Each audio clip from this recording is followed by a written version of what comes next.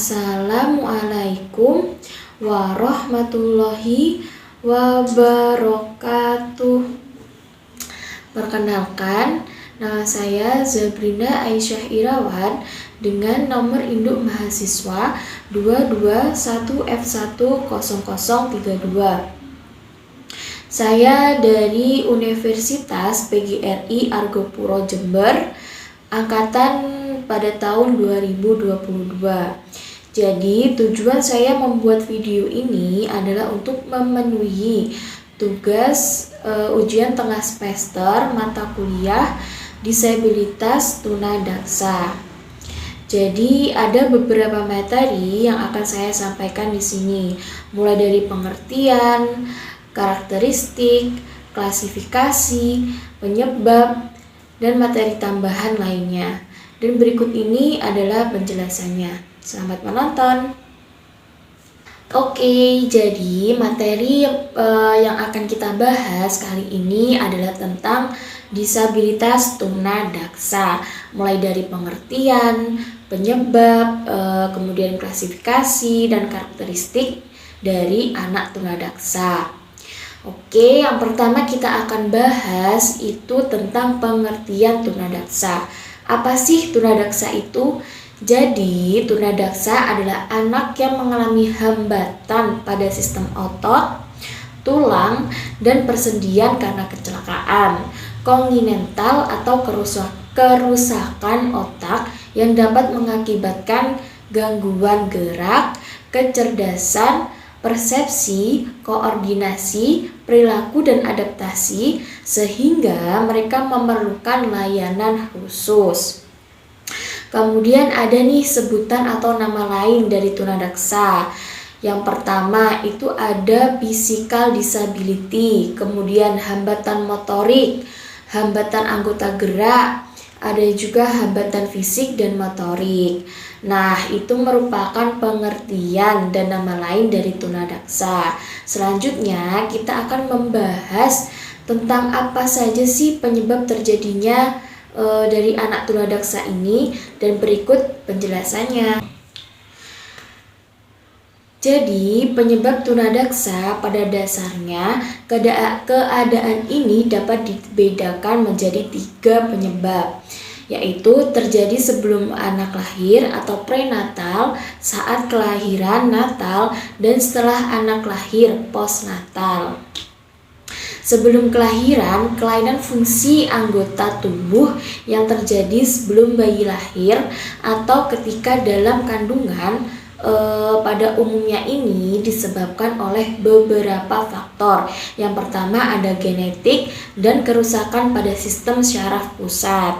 Jadi jika di suatu keluarga semisal memiliki kakek atau orang tua dengan hambatan disabilitas daksa, jadi tidak menutup kemungkinan calon anak akan mengalami hal yang sama atau hal serupa. Sedangkan faktor yang menyebabkan kelainan selama dalam kandungan atau prenatal ini adalah anoksia prenatal disebabkan oleh pemisahan bayi di plasenta. Kemudian penyakit anemia, kondisi jantung yang gawat, shock, terus percobaan aborsi. Nah, biasanya nih ya, percobaan aborsi ini dilakukan ketika kehadiran anak tidak diinginkan. Karena apa? Karena pasangan yang belum sah tetapi sudah melakukan perbuatan layaknya suami istri. Makanya kita harus bisa menjaga diri supaya tidak terjerumus pada jalan yang salah. Kemudian ada gangguan metabolisme pada ibu, dan ada juga faktor resus atau RH. Selanjutnya, faktor saat kelahiran atau natal. Tunadaksa yang terjadi pada umumnya ini disebabkan karena posisi bayi sungsang. Jadi, posisi bayi sungsang ini disebabkan oleh anak lahir prematur pada usia bayi kurang dari 9 bulan. Pada saat kelahiran seharusnya yang keluar terlebih dahulu itu kepalanya yang terlebih dahulu. Tetapi pada kelahiran bayi susah ini posisi bayi tidak pada tempatnya. Jadi yang keluar terlebih dahulu itu kakinya, dan terjadi proses penarikan atau pemaksaan supaya bayi tersebut lahir. Bagi yang dapat menyebabkan tunadaksa ini itu juga ada juga karena pinggul ibu yang terlalu kecil, kemudian pendarahan pada saat otak saat kelahiran, dan gangguan plasenta. Kemudian gangguan setelah kelahiran itu karena keterbatasan fisik yang disebabkan setelah lahir. Umumnya ini disebabkan karena faktor penyakit seperti meningitis, enfalitis, influenza, dan difteri, pertusis. Sedangkan faktor kecelakaan seperti pertumbuhan tubuh atau tulang yang tidak sempurna. Nah, itu merupakan faktor dari penyebab anak yang mengalami disabilitas tunadaksa, mulai dari faktor prenatal sebelum kelahiran, faktor natal pada saat kelahiran, dan faktor prenatal sesudah kelahiran. Selanjutnya, saya akan menjelaskan tentang klasifikasi tunadaksa, dan berikut ini penjelasannya. Selanjutnya kita akan membahas tentang klasifikasi dari tunadaksa. Dilihat dari sistem kelainannya, yang pertama ada cerebral palsy. Cerebral palsy ini adalah sekelompok gangguan yang mempengaruhi gerakan dan tonus otot atau postur tubuh. Kondisi ini disebabkan oleh kerusakan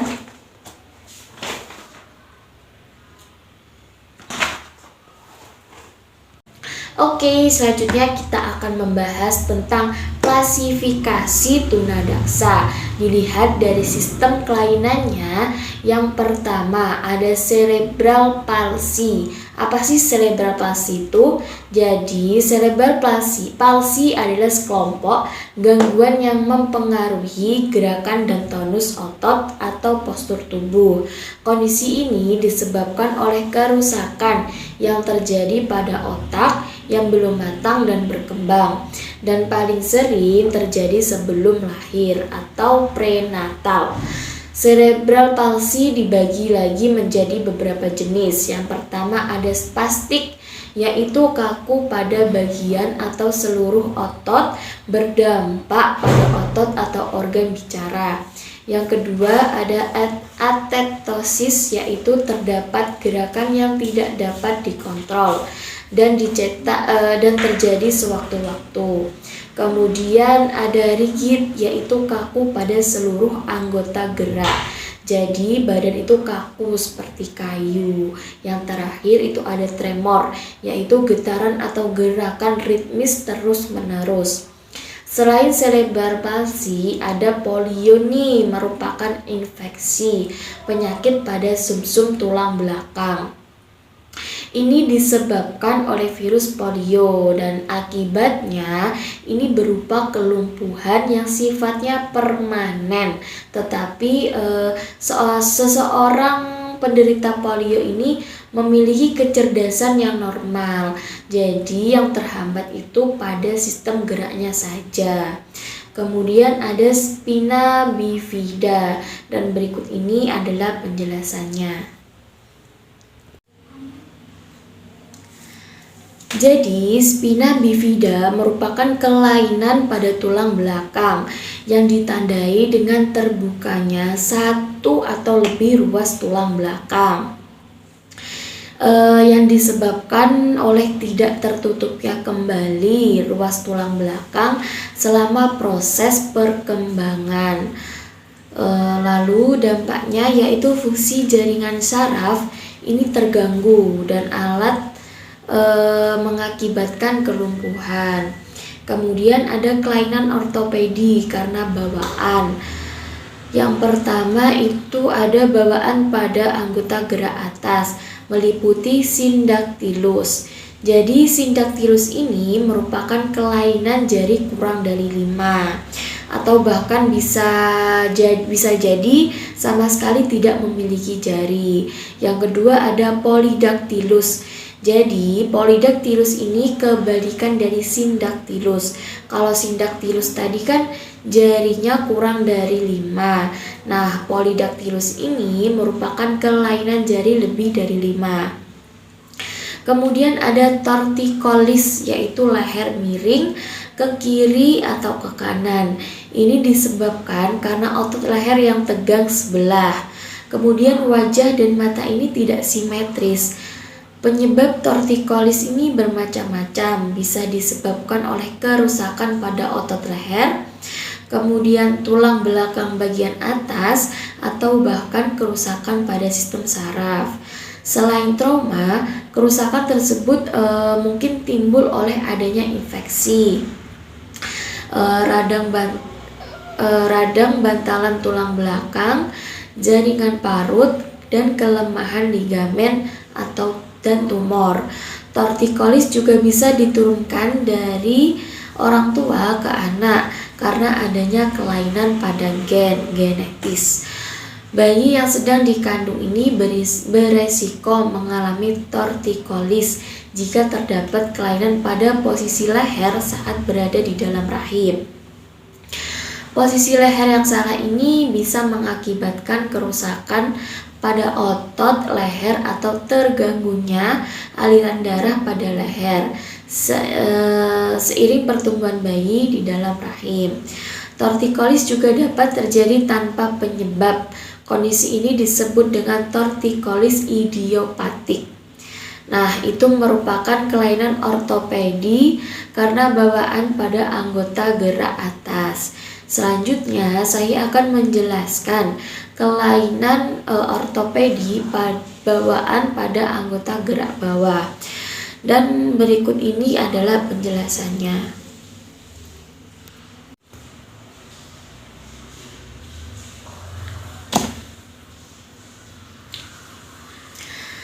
Kelainan ortopedi bawaan pada anggota gerak bawah yang pertama ada dislokasi pinggul, yaitu merupakan pertumbuhan otot sendi pangkal paha yang tidak sehat, sehingga kepala sendi ini tidak masuk ke dalam mangkok sendi. Penyebab utama dislokasi ini adalah cedera atau trauma yang disebabkan oleh benturan keras. Kemudian trauma tersebut ini memaksa sendi keluar dari tempatnya. Sebagai contoh nih, ketika seseorang terjatuh, tertabrak, atau bentuk trauma lainnya yang bisa menyebabkan benturan keras. Masalah ini juga terjadi selama aktivitas rutin saat otot dan tendon di sekitar sendi lemah. Namun masalah ini lebih sering terjadi pada seseorang yang memiliki otot lemah dan masalah keseimbangan. Yang kedua, ini ada Genure curvatum, merupakan suatu kondisi yang terjadi ketika sendi lutut melakukan gerakan meluruskan lutut atau ekstensi secara berlebihan, sehingga menyebabkan tekanan pada struktur lutut dan bagian belakang sendi lutut. Ini disebabkan karena kecelakaan atau bisa juga karena keseleo. Yang ketiga ada pseudotorsosis, adalah kegagalan tulang belakang untuk menyatu. Biasanya kondisi ini terjadi karena salah satu tulang yang digunakan untuk menyatu ini dengan tulang belakang tidak menempel dengan benar.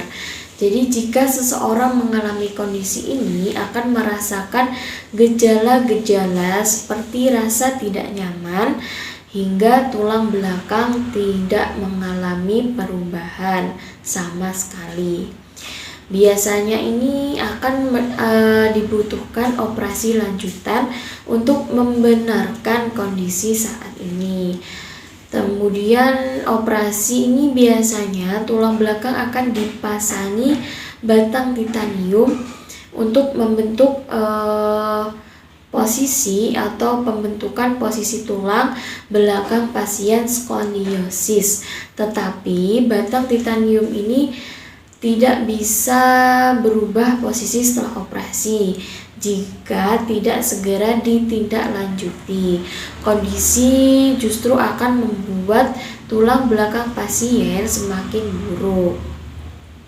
Oleh karena itu, batang titanium ini bergeser, maka akan membutuhkan operasi lanjutan untuk mengembalikan posisi dari batang tulang belakang. Nah, itu merupakan pengertian dari pseudoartrosis. Kemudian saya akan menjelaskan tentang clubfoot.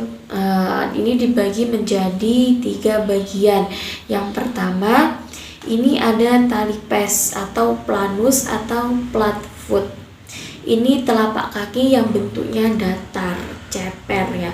Biasanya kan bentuk telapak kaki itu ada gundukannya gini terus turun. Nah, tapi tali pes ini bentuk telapak kakinya datar, ceper seperti ini. Tidak ada bentuknya. Kemudian ada pes calcaneus, yaitu kaki bagian depan terangkat. Jadi kaki bagian depan ini seperti ini, terangkat, tidak menapak di tanah, di permukaan bawah, terangkat seperti ini. Nah, ini dinamakan pes calcaneus atau kaki depan terangkat. Jadi tidak sejajar seperti ini.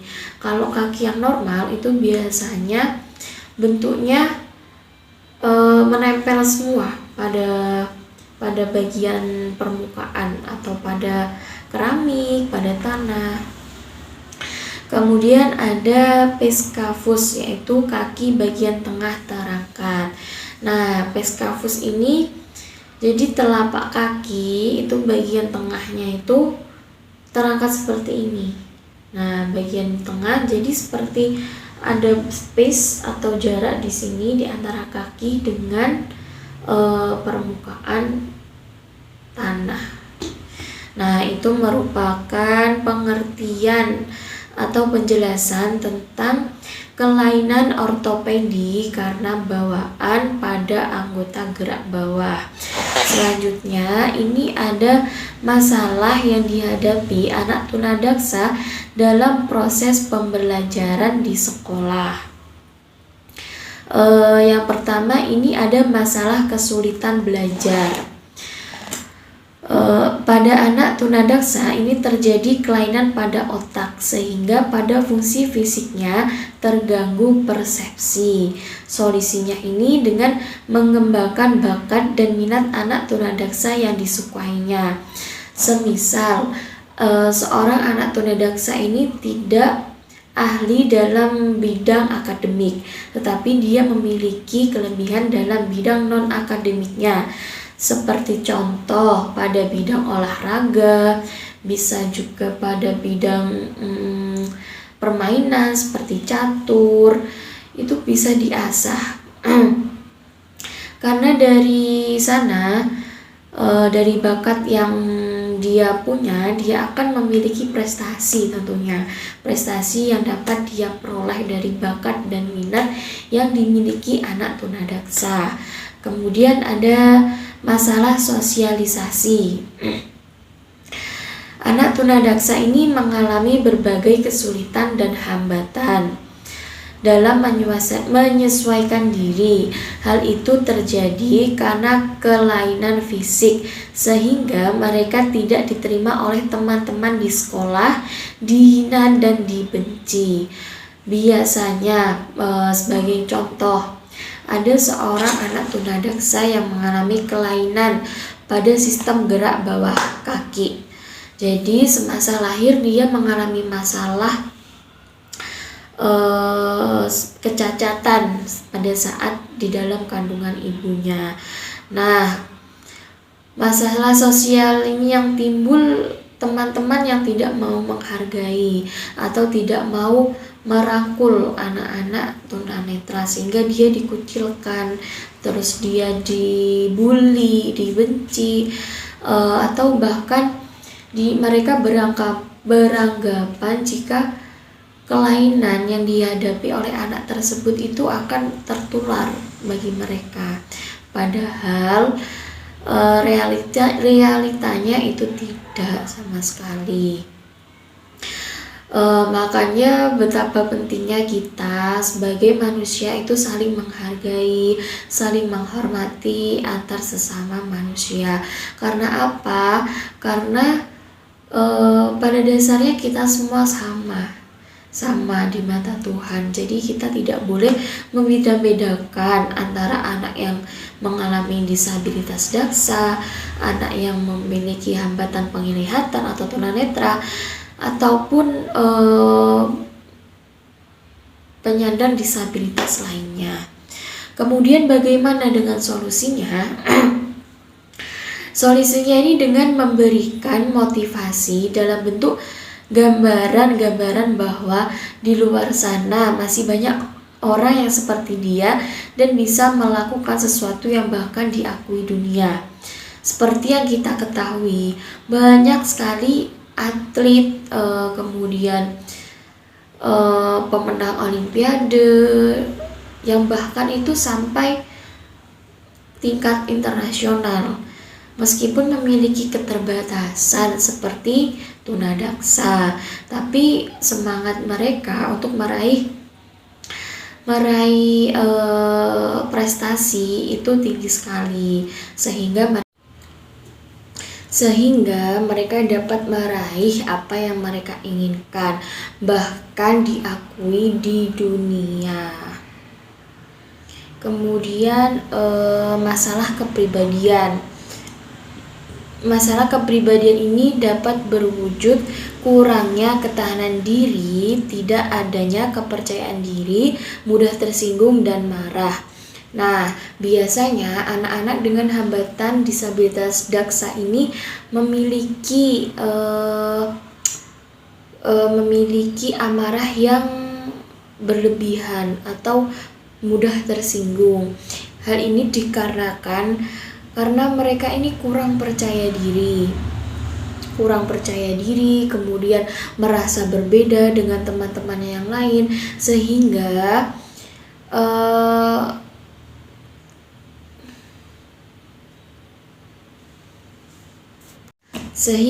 anak tunadaksa dapat meraih apa yang mereka inginkan, bahkan prestasinya ini dapat diakui di seluruh dunia. Kemudian yang ketiga ada masalah kepribadian. Masalah kepribadian ini dapat berwujud kurangnya ketahanan diri, tidak adanya kepercayaan diri, dan mudah tersinggung atau marah. Jadi anak tunadaksa ini merasa berbeda dengan teman-teman yang lainnya. Mereka merasa bahwa kondisinya ini sangat memalukan, sehingga timbullah rasa ketidakpercayaan diri dan mudah tersinggung atau mudah marah. Bagaimana solusinya? Solusi yang harus didapatkan yaitu kita lebih mengerti tentang kondisi mentalnya dan bisa menjaga perasaan dengan tindakan maupun perkataan. Jadi jika kita berkomunikasi dengan anak-anak tunadaksa ini, kita harus menggunakan kata-kata yang harus disaring, yang harus sehalus mungkin supaya mereka tidak tersinggung, dan juga lebih mengerti tentang kondisi mentalnya atau kondisi psikisnya. Yang terakhir ini ada masalah latihan gerak. Anak tunadaksa ini sebagian besar mengalami gangguan dalam gerak agar kekurangannya tersebut tidak semakin parah, dan harapan supaya kondisi fungsional dapat ke posisi semula. Lalu bagaimana solusi yang dapat diberikan? Jadi solusi yang dapat diberikan ini dengan memberikan latihan yang sesuai dengan keadaannya, memodifikasi alat-alat agar bisa digunakan dan mempermudah kegiatannya. Sebagai contoh, ada anak tunadaksa yang mengalami hambatan pada anggota gerak tubuh seperti kakinya. Jadi modifikasi alat yang bisa digunakan di sini seperti kaki palsu atau kaki pasangan. Ada juga yang menggunakan kursi roda dan alat-alat modifikasi lainnya, sehingga mempermudah anak-anak tunadaksa ini untuk melakukan kegiatannya sehari-hari. Nah, itu merupakan masalah-masalah yang dihadapi oleh anak tunadaksa. Kemudian apa sih yang harus dilakukan orang tua ketika memiliki anak dengan hambatan tunadaksa? Jadi yang bisa dilakukan oleh orang tua, teman, sahabat, ataupun guru-guru anak penyandang disabilitas tunadaksa ini adalah dengan penyedia kesehatan yang sangat penting dalam hidup anak-anak, memantau dan mempertahankan kesehatan keluarga. Kemudian dengan mencegah stres berlebihan dengan terlalu banyak kegiatan, bantu keluarga menerima masalah anak-anak. Kemudian puji dan tegaskan anak-anak dan keluarga manapun. Kemudian fokus pada aset anak-anak, sediakan waktu untuk anak-anak bermain. Kemudian rehabilitation dan fisioterapi. Rehabilitation adalah nama yang diberikan untuk semua diagnosis atau penyandang atau penderita. Ini prosedur pengobatan yang bertujuan untuk mengembangkan pemeriksaan badan maksimal, sosial, dan fungsi kejuruan dalam sebuah penyakit atau orang yang terluka. Rehabilitasi anak ini berisi yang pertama, meningkatkan mobilitas atau pergerakan. Yang kedua, mencegah kelumpuhan. Dan yang ketiga ini memberikan pendidikan tentang masalah anak-anak. Jenis-jenis rehabilitasi ini dapat dibagi menjadi beberapa macam. Yang pertama ini ada fisioterapi, kemudian terapi pekerjaan, terapi penguatan, kemudian alat bantu, teknologi adaptif, olahraga, dan rekreasi. Kemudian faktor-faktor rencana rehabilitasi. Ini ada tim pengobatan, masalah medis pada anak, karakter anak-anak, keluarga, dan fisioterapi. Kemudian komponen-komponen rehabilitasi anak ini berisi beberapa hal. Yang pertama, meningkatkan mobilitas. Enggak usah. Nah, tadi kita sudah membahas tentang pengertian tunadaksa, kemudian klasifikasi, kemudian macam-macam kelainan dari tunadaksa, kemudian ada juga masalah yang dihadapi anak tunadaksa. Selanjutnya, saya akan menjelaskan tentang apa saja karakteristik dari anak tunadaksa, dan berikut ini adalah penjelasannya. Anak tunadaksa ini penyandang disabilitas fisik, berkembang sama seperti anak-anak pada umumnya, kecuali pada bagian tubuh tertentu yang memiliki kelainan atau hambatan. Untuk memahami ada 3 jenis nih karakteristik dari anak tunadaksa yang perlu kita semua ketahui.